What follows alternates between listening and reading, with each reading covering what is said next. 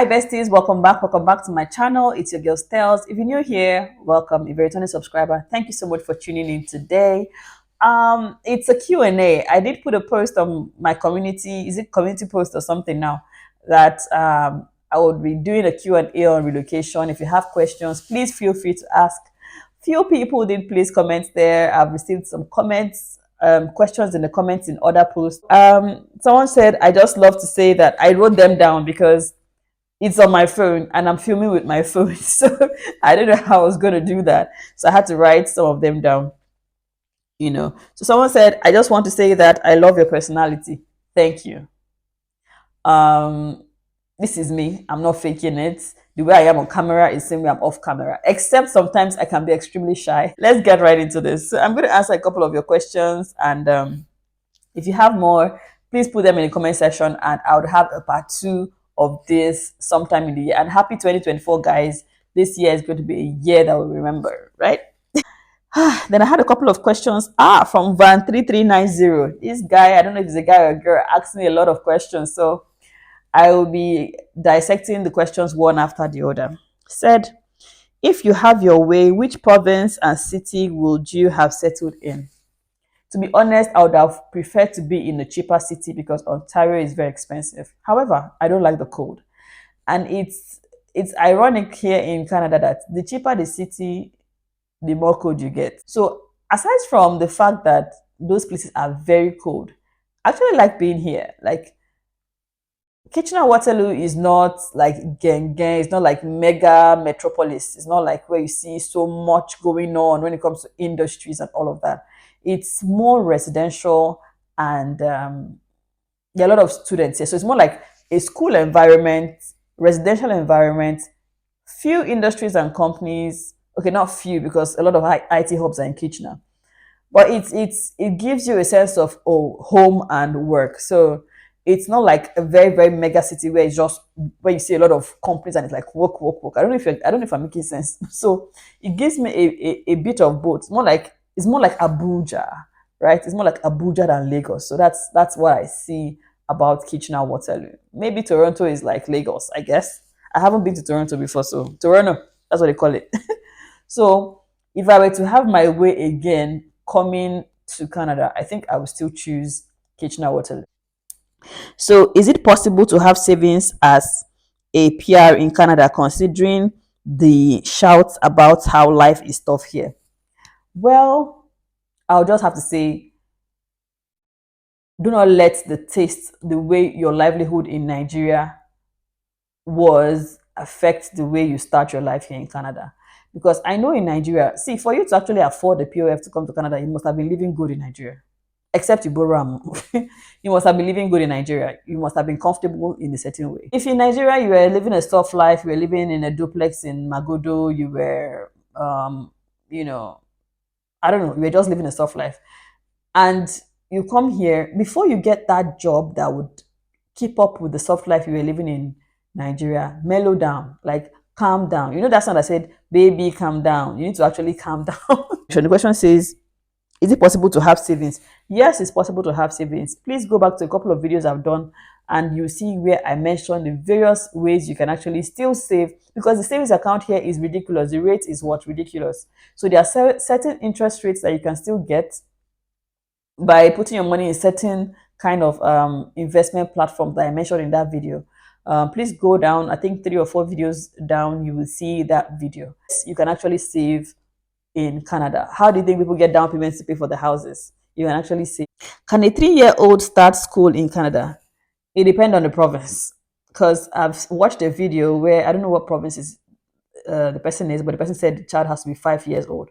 In Ontario, you have to be 4 years old. If you're less than 4 years old, you would go to daycare. Then she said, okay, this is another person. Zik O. Zik O is saying, should I sell my properties in Nigeria? Okay. Let me personalize it first before I come and talk about the general view. My husband and I did sell a property in Nigeria before we relocated. Like the house we were living in, we sold a lot of things. Shout out to my friend, the Clutter 625 on Instagram for helping me to declutter a lot of my items You were amazing. ID, you were actually amazing. So thank you for that. Things that, like my baby things that I gave to some orphanages. There's this group I belong to, Ali Mosho Moms, because I used to live in Ali Mosho, on Instagram, and they mentioned that they had a woman who just gave birth to triplets and she needed baby things. I packed all my child's, both the ones he has not worn, both the one that he just wore. You know, babies, the way they outgrow their stuff is fast. So a lot of baby things that I did not even use for my son, breast pumps, a lot of things. I packed them and I called someone. I messaged the group for them to come and pick it up for my son. Sorry, for the triplet mom. You know, so because I just feel like I know how much it costs to raise one. Three is a lot, you know. So back to what I was saying. It depends on the kind of properties. Like I don't see myself selling all those babies items. So I saw opportunity to give out and I did. So when it comes to landed properties, we did sell one landed property, like I mentioned earlier, because we wanted to accumulate as much funds as we could before leaving Nigeria. But if it's a place that you feel like, oh, it's a viable place, this property we sold was in the village, mind you. So we knew that even a year or two, it might not appreciate as much. And we can actually, if we want to still buy a land in the village, we can still buy for that same amount in a year or two. So there was really no point leaving it there. Um, if it's a viable place, like maybe, I don't know, a good place that you feel like, oh, a couple of years you would be able to cash out if you want to resell or you have intention of building, you can leave it. Or if it's a property that you feel like, um, I don't know, if you have trusted people in Nigeria and you feel like these people look after your property, or you're the kind of person that every 2 years you still visit Nigeria, I'm not. You can decide to leave that property because eventually when you want to go down there and sell it, you might sell it for something valuable. So it depends on you. To be honest, I cannot categorically tell you that sell your property or don't sell your property. But if you don't have trusted people, if you're not sure, they'll sell it off. Like if you need the funds to travel and you know that what you're traveling with is not enough, sell it. That's what I can say about that. Benefits of being an international student and PR.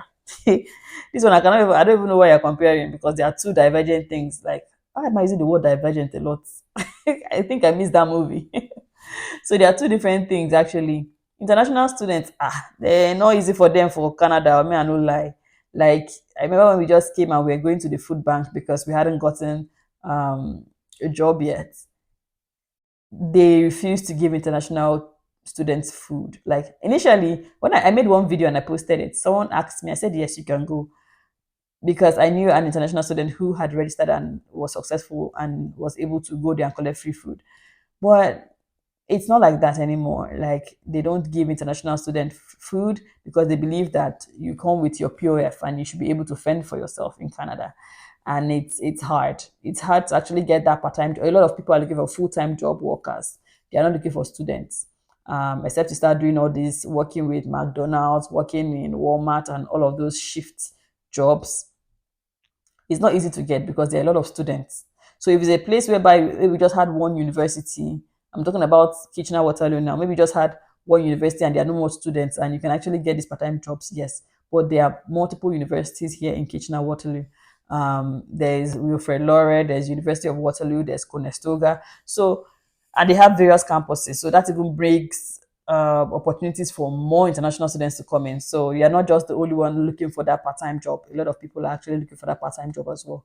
So it's not easy to be an international student here. I would not lie to you. I remember that day, that Nigerian girl was just asking me, is there another place I can get food? I had to just bring out some of the things that I had that day and give it to her because I felt a lot. Like I felt I felt touched. In fact, I would have even given her anything, but I know same myself I need some of those things. Okay, so back to the next question. How do you apply for PNP? PNP is Provincial Nomination Program. So how do you apply? Okay, if you go on the IRCC website, if you check very well, you see there's a place they mention the states that it's not all these provinces that offer provincial nomination. So you would actually you have to click on each of the provinces to see their criteria for provincial nomination. I got provincial nomination, but it wasn't by the states, the provinces I applied to. I applied to Nova Scotia, and I think I applied to Saskatchewan, and I was never contacted by any of those. But while I was filling the express entry form, there's a part where they say you should click the provinces you're interested in, and that if they are interested in nominating you or something like that. So I clicked all of them.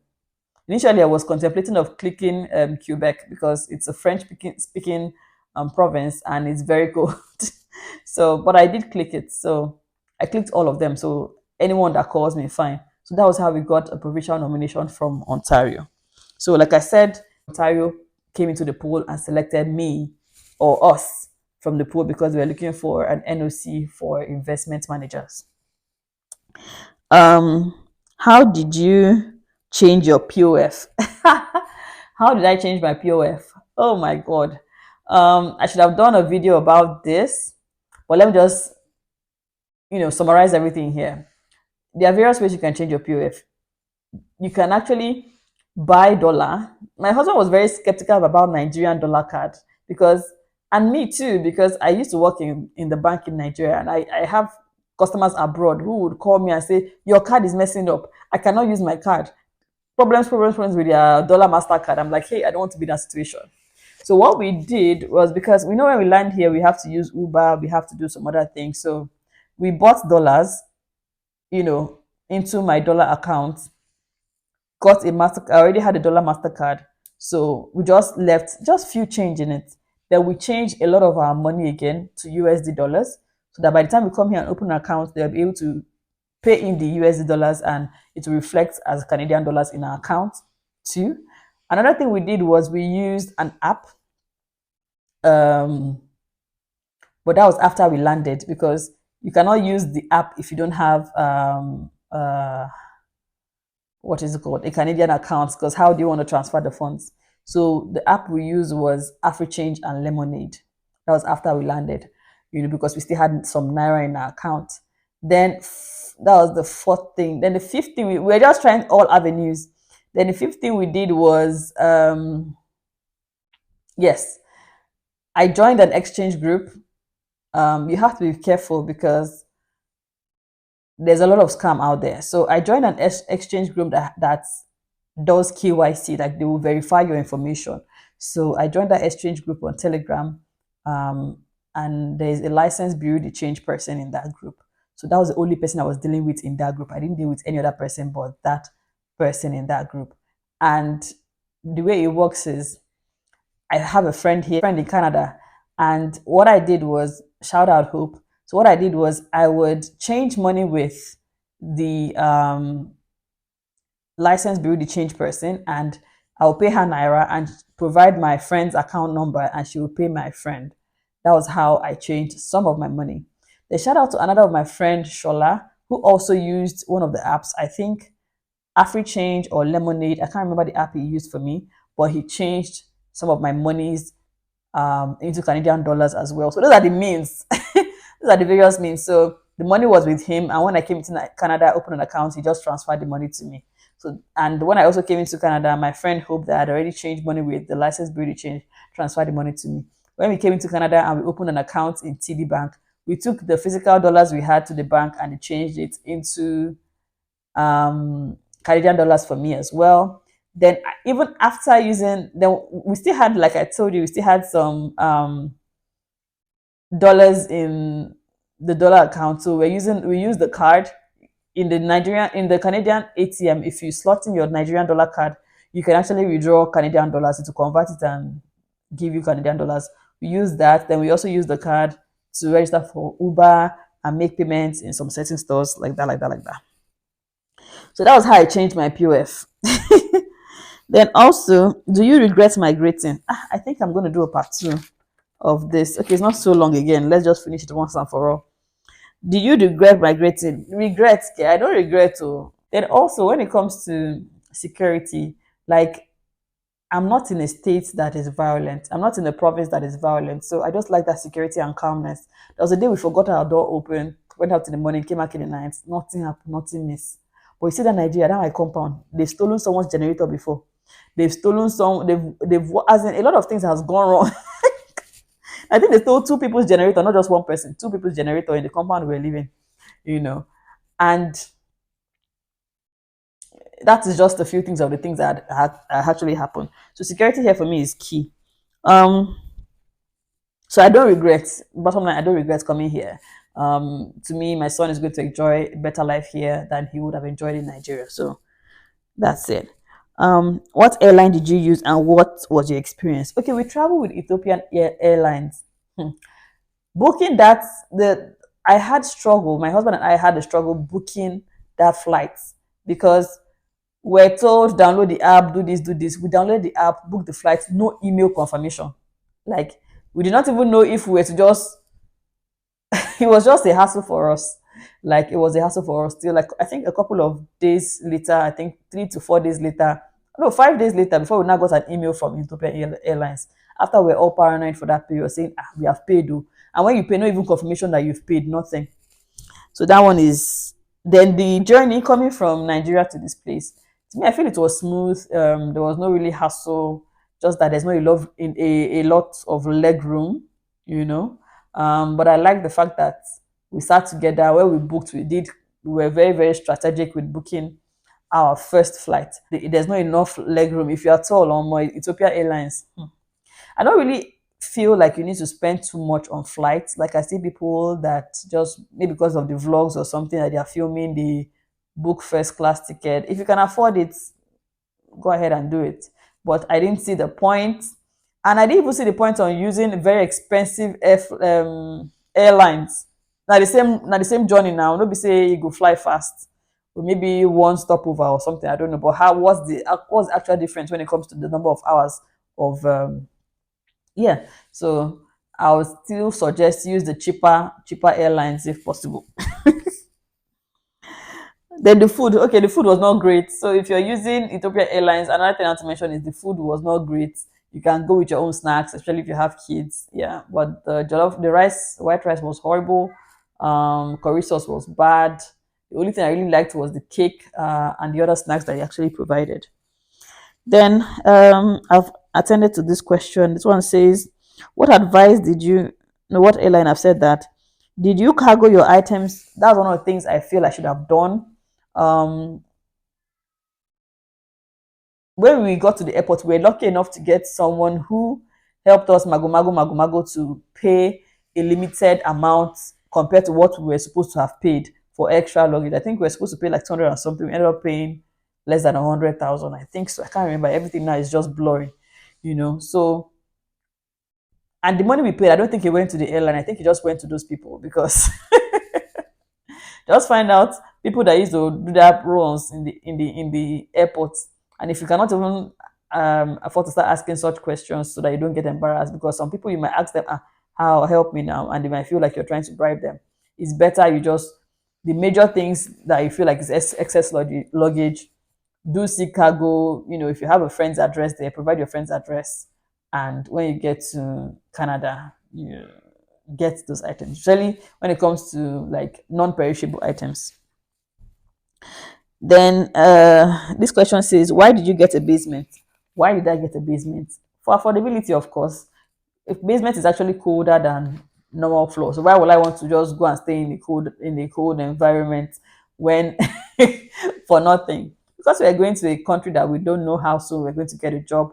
We decided to start with the basement, and starting with the basement was to me, I feel, was the best decision ever because we stayed in the basement from that was February, March, April, May, June, July, August. August, 6 months. So we stayed in the basement for 6 months. And luckily, I got a job less than 2 weeks of getting to Canada. I've worked in 3 companies so far. You know, my husband also got a job and we're able to we're able to save for that 6 months. Like we're able to save. And if we had gotten an apartment that like this townhouse, if we had gotten this townhouse earlier, I don't think would have that's 6 months. I don't think would have saved as much as we were able to um in that period. That's basically it. So it gave us opportunity to like, yeah, it wasn't convenient because it was like shared entrance, shared kitchen, and some other things. But we still thank God because right now we're in our own space and we love it. We love it. Okay. So another one is hard. Hmm? Yeah, this is my handwriting. Let me write this thing. Oh. How much do you need to relocate? It depends on your family size, my brother. We're a family of three, and we were supposed to provide 20 something thousand. So I don't know if it has been increased now, but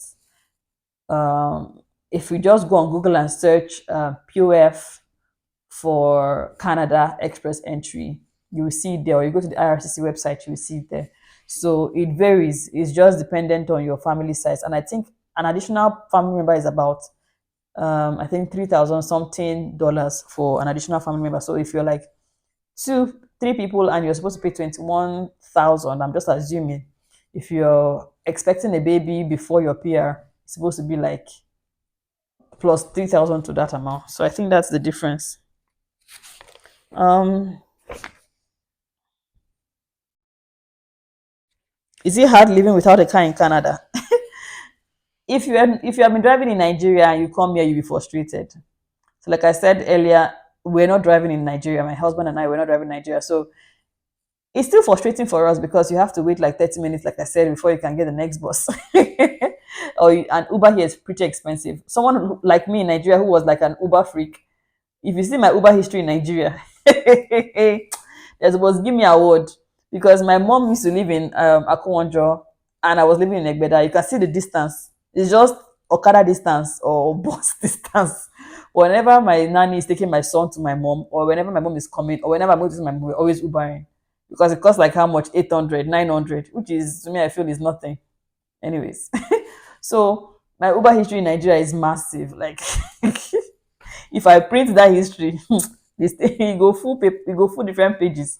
So I was used to that lifestyle here, and when I came here, I was like, I cannot try it because just from here to my son's daycare is like $15, and it's just the difference is just to climb the bridge and come down.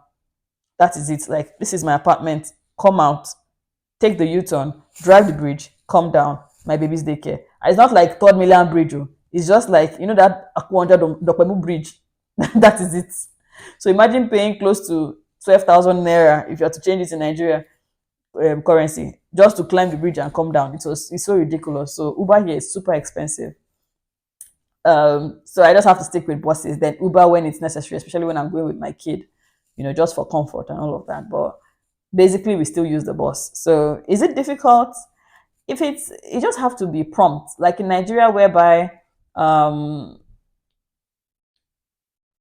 there's African time, or if you're on your way to work and you jam traffic, you just message your boss that I'm in traffic. Funny enough, ironically, your boss can actually still be in that traffic with you. So that's a different ballgame. But here there's no traffic except there's snowstorm, which I've never experienced since I got here. So what excuse do you have for coming late? You can't tell your boss that you missed the you can't tell your boss that you missed the bus. Oh, rhymes. So what you have to do is wake up, do everything you have to do on time, and join the bus. Right? So you have to be on time. That's basically it. You have to plan so you don't miss the bus. What else do I have to say about this bus situation? I don't know. To me, it's not difficult. It's just you have to be calculated and you have to prioritize your time. You have to know how to manage your time properly. Sometimes when I close the office at 4:30, the bus leaves at 4:30, 4:35. So I have to ensure that I pack my things on time. Once it clocks 4:30, I'm out of the premises so that I can meet the bus. If anything is delaying me, maybe I'm on a call with a customer or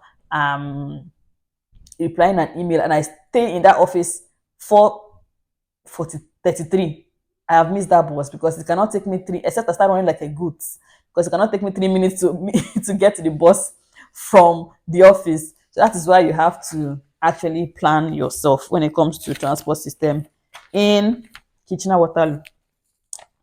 Um, what else? What do you intend to? When do you intend to buy your house? See, as I'm squinting to read my own handwriting.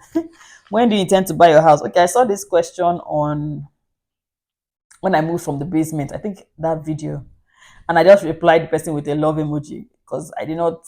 What do you want to tell you? I'm not God now, So when do I intend to buy my house in Canada? When I was living in Nigeria, I was living in a rented apartment. Nobody asked me when do I want to buy my house. So it's like a thing with Nigerians. When you relocate, everybody wants to own a house. Everybody wants to buy a house. At what expense? The interest rates in Ontario now has skyrocketed. Aside from the interest rates in Ontario, you're not paying. I hope people know that you're not paying full for that house. Like you're paying it down. You can't even afford to pay full. Where do you want to get like $600,000 to $800,000 to buy a house? I'm talking about. Do you know how much that is? How long do you want to work for you to be able to afford to buy that house? So a lot of people take this. A lot of people buy this house with a mortgage, right? And it has to be realistic, right? You cannot be earning a particular amount and get a mortgage, and your monthly payment is this. You also have car payments, you have insurance, you have so many things you have to pay. How realistic is that goal? Like, to me, I feel staying in a rented apartment for a while is realistic for me because, oh, sorry, hope this mic is on. Staying in a rented apartment for a while is realistic for me because with my bills and rent and everything here, when I see my friends making their monthly payments on their houses, I can afford to do that. My husband and I can afford to do that. But what do we have left? We pay all of that. Obviously, we plan to get a car. We pay, and if you're buying a car through a dealership, obviously, and you're not paying, if you're not paying full price, you have to make monthly payments. You have to pay insurance. You have to pay bills. So we can afford to do all of that. My question is, what do you have left? To me, I feel we are still pretty new. A lot of people do these things within a period of 6 months, a period of 1 year, landing in Canada. But I feel, why the rush? Like, excuse me, like what is the rush about? Like, if we were living in our own apartment, our own house in Nigeria, there might be this zeal to want to go and buy a house in Canada. But guy, I was renting a house in Nigeria. I was not a landlord or a landlady. Come here and all of a sudden there's a craze to buy a house immediately. It's a thing with Nigerians here, and I feel like I don't know where that mentality is coming from. A lot of Indians here that I know that they don't buy houses, they rent houses. They rather go and build houses in their home country. There are some that end up doing that anyways, buying houses here. My point is, why the rush? Like, why is there a competition? What are we striving for? Why do we intend to buy a house within 6 months or 1 year? Why should that be like an accomplishment, an immediate accomplishment? I'd rather be in a rented apartment and still have some money to my name than, because these mortgages go as long as 30 years, 25 years. To me, that's not an immediate goal. If you're anticipating, Stella, when are you going to do a brand new opening house? I'm sorry, I will disappoint you. I will disappoint you. It's not immediate. It might be anything I have in my mind. I might get a good deal of a house maybe next year, but trust me when I say it's not a primary goal for me, for my family at this moment. It's not a primary goal. Getting a car, yes, can be a primary goal to aid our movement. There are some places that I would like to go that when I reason the transport, I know we'll go that place. Or maybe there's something I want to pick up. I'm seeing Facebook Marketplace. There's a nice deal. I tried to, like I told you, I flip items on Facebook Marketplace. Even my husband, there's some nice deal I need to do. But when I see the distance, I go think or if I hear, oh, there's a farm that they're selling cheap meat and everything that you need to go and buy. When I check the distance, I go think so having a car can actually help me. So getting a car soon, yes, that's a priority. But buying a house soon, not sure. If it happens, I never say never. That's my motto. But if it happens, fine. But right now, that's no. I'm not house hunting. I'm not like contacting real. We are close to 1 year in Canada, so I'm not contacting any real estate agents for any house so far. So the last question is, person saying, do they discriminate black children when it comes to daycare? See, I've heard about these things. I've even seen a placard where someone says that the daycare has slots but not available to black children or African children. And that was in Brampton. And I'm like, I just shook my head. I'm like, it's so bad. Like, I have slightly experienced it. The place my son goes to currently, Nana is just a beautiful woman. Like, she's a beautiful woman. She did mention that a couple of children, and 80% of her children are black. You know, She said a couple of them were rejected by certain daycare. They say there's available spots. By the time the parent takes the child there, they say it's taken. Or you say, oh, after the interview, they'll tell them that, oh, that the spot has been taken. So yes, it happens, but I think it's subtle. I don't think it's like in your face. But that placard I saw, sorry, no, that signpost I saw was just ridiculous. I don't know if that I don't know how old that post is, but I saw it on a group I was in, a mothers group I was in, and a lot of people just talk bad about it. So yes, it's prevalent. It's actually a thing, but this it hasn't happened to me one on one before. But yes, I've heard stories. So yes, there's a thing like that daycare people don't want to take care of African children. So yes, bear that in mind when you're coming. I've talked and talked and talked. It is well. Guys, if you still have questions for me, I should have done this video in two parts, but I know that there are people that still have more questions. Please put them in the comment section below, and I will definitely compile them again and do another question and answer with you guys. Thank you so much for tuning with me today. See you again in the next video. Thank you and happy 2024. Happy New Year. More blessings. Thank you, guys.